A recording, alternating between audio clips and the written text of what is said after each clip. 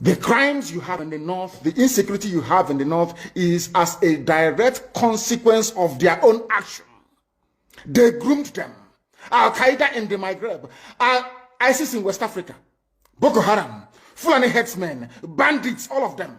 Who brought them to Nigeria? It's Fulani. Fulani brought them into Nigeria. El Rufai brought them in. Bauchi State Governor brought them in. Are you people deaf and dumb and stupid? When you come out and you pretend, oh, we are one Nigeria, go and show me. Somebody was asking, where is the boundary, where would the boundary of Biafra begin? And I asked the fool, where did the boundary of Nigeria begin? People from Niger come in and go as they like. Most of these idiots are from Niger. They are building a pipeline to Niger. They are building a railway line to Niger. They are building roads to Niger. Whereas where the money comes from, which is Biafra land, we don't have those infrastructure. No, we don't.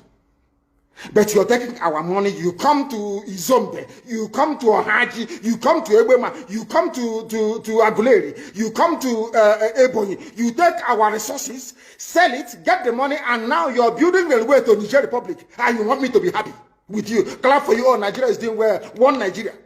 I think you are insane. You come to my land, you take our oil, you take our gas, you take our manpower, you take everything, our VAT, our tax that we pay. You are now building a road from Katsina to Niger, airport in Niger, refinery in Niger. You take oil, crude oil from my land, you take it to Niger, you refine it, you bring it back to me as a refined petroleum, or as PPS as you call it. And you're telling me that that country is viable. You're telling me that Nigeria should be supported. We are in one Nigeria. We are not going anywhere. And you're dying every day. Because those that they appointed to speak for you, they gave them money and positions.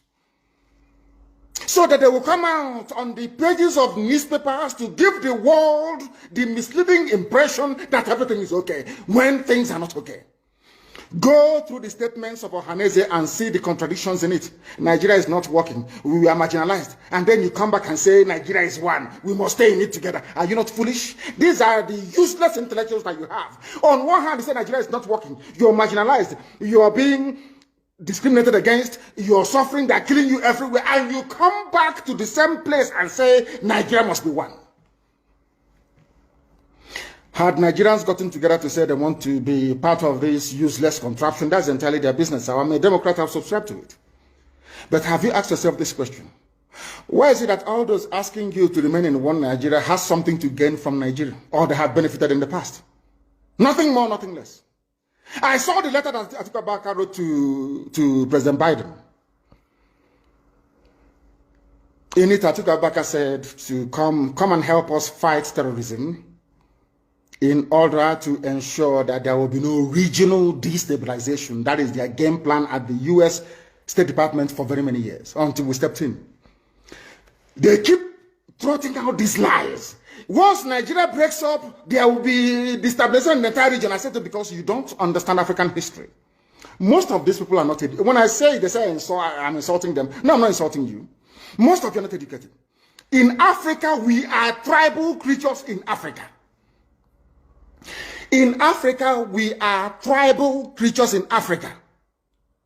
We always go back to our village where we were born, where our umbilical cord, how long, where it was buried. That's where we come from.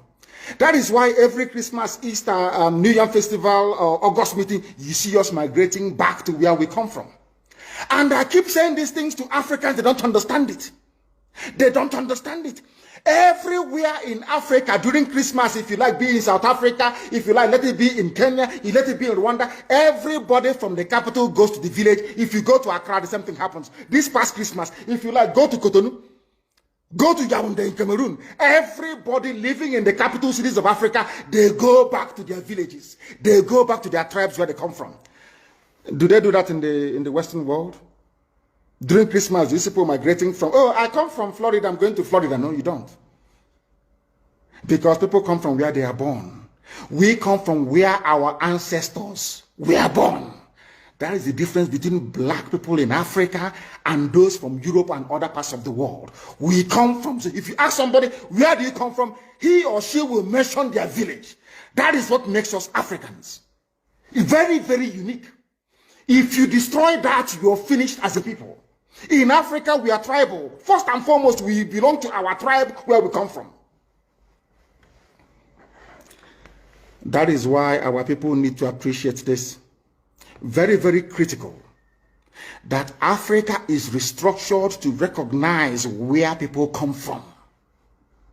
All these artificial creations by Europeans, Nigeria, this and that, all that rubbish. That is why you can never ever make any progress for the next 6 billion years. You can never ever make any progress in the zoo. Why is it, if we are not tribal, why would the whole presidency come out, Fulani presidency come out and say, we are defending Fulani headsmen? A presidency of the whole of Nigeria, so to speak. It is because by instinct, we are tribal beings in Africa. That is why Nigeria is unsustainable. That is why the man from Ishekiri has to vote to say, this is where I want to belong to. That is why referendum is the only way forward. That is why Africa is poor. Africans must recognize that this is who we are. You cannot live in Lagos if you're an Igbo man during Christmas and start traveling to Sokoto. It's impossible. You must go to Igbo land. You must. That's where you come from. And if they ask you, oh, but you were born in Lagos, you will say, no, that's where my parents come from. They ask your parents will say, that's where my parents come from. They will keep going back until they get to perhaps the 100th generation. That is who we are. And nobody can change it. We are not born on the streets. Some people were born along Ijora or Kota Highway in Lagos. Maybe they are from Urobo. You ask them, where are you from? They say, I'm from Urobo. But I was born in, but this is where I come from. That is who we are. That is why all these useless, idiotic countries created in Africa cannot survive. It can never ever survive. And how do we stop it? Only a revolution can stop it. Only a revolution. If you like, keep postponing it. If you like, keep putting it off forever and ever. Only a revolution can solve this very problem, because under a revolution, the powers that be, those that be making your life a misery, will be overthrown. Nobody will say it's a coup anymore. It is called popular uprising. Don't let anybody deceive you. Don't let anybody deceive you. And that is why today some soldiers are listening and they are resigning from the army.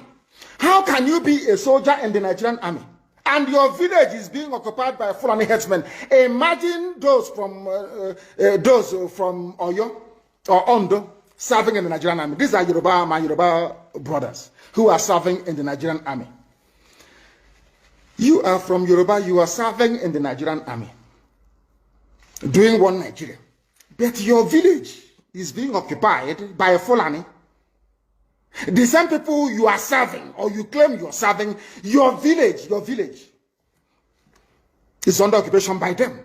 And to make matters worse, those you are serving under their flag, one Nigeria, and the Arabic inscription, or should I say the motto of Ottoman Danfodio, to tell you how foolish Nigerians are.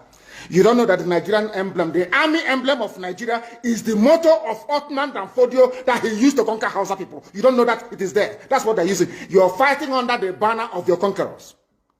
Maybe in Sambisa forest. And now they are sending their advanced strike force into your village. And you're doing one Nigeria. I'm a Nigerian soldier. I'm a Nigerian army. That is why I commend the 127 soldiers that have resigned so far from the army. If you don't do these things I'm asking you to do, you will, when the time comes, as I'm telling them now, remember 2015, remember 2014, remember 2013, I told you all these things. I told you what was going to happen, and now they have all happened before your eyes. You've seen it. I'm warning you now. If you're serving in the Nigerian army, and you think you're loyal to Buratai, you think I'm serving my Nigeria is not a fatherland or motherland to anybody. Nigeria is not a motherland or fatherland to anybody. Nigeria is purely a British creation. A British creation. Because if Nigeria was to be a nation or country, there is no way those that call themselves the presidency Asaro can come out to support illegality in Ondo State. Because they know they are doing it for that. Why do you think they want to avenge and revenge for Sir Ahmadu Bello? Why? They knew that Ahmadu Bello and his people, so to speak, were fighting for them. They understood that. At the time, the Hausa people thought that the Fulani was fighting for them, but today it's very clear. I asked you a simple question when I began. Are you hearing Hausa Fulani anymore? No, it's only Fulani, because they have taken over the entire corner. That is one thing you need to understand. People must begin to appreciate this. If you are in the Nigerian army and you're serving the Nigerian army, you are only paving the way for the conquest of your village, the rape of your daughters, and the abduction of your mothers. I'm telling you this. You are in the Nigerian army, yes. But what the Fulanis have got in store for you is to overwhelm and to conquer you. I feel sorry for those of you who are so foolish that they cannot reason.